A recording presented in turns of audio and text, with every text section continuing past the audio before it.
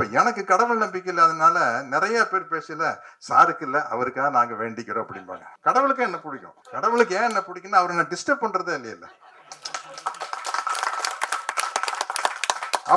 அப்ளிகேஷனா போடுறது. ஏன் படம் ஓடணும், ஏன் படம் ஓடணும், ஏன் படம் ஓடணும்.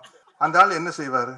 2 பேர் எலெக்ஷன் நிக்கிறாங்க. 2 பேர் போய் தேங்காய் பழத்தோட போய் சாமி நான் தான் ஜெயிக்கணும் அப்படின்னு அந்த ஆள் கன்ஃபியூஸ் ஆயிருப்பாரு. யாரோ ஒருத்தர் தாங்க ஜெயிக்க முடியும். அதுதாங்க இயல்பு. Praying is nothing but dictating God. கடவுளை நீ கடவுள்கிட்ட நீங்க கட்டளை இடுறீங்க. எப்படியாச்சும் என் படம் ஓடணும் அப்படின்னு வேண்டுதல். எப்படியாச்சும் என் படம் ஓடணும். 2 ஒன்று தானே. டயலாக் ஒண்ணுதான். எப்படியாச்சும் என் படம் ஓடணும் அப்படிங்கிறதா. பாடி லாங்குவேஜ் தான் வேற.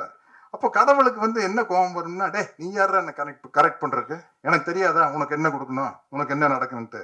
அவன் பாரியா சத்யராஜ் பாருங்க, அவன் பாட்டுக்கு போயிட்டே இருக்கான். ஏதாச்சும் நம்மளை டிஸ்டர்ப் பண்றானா?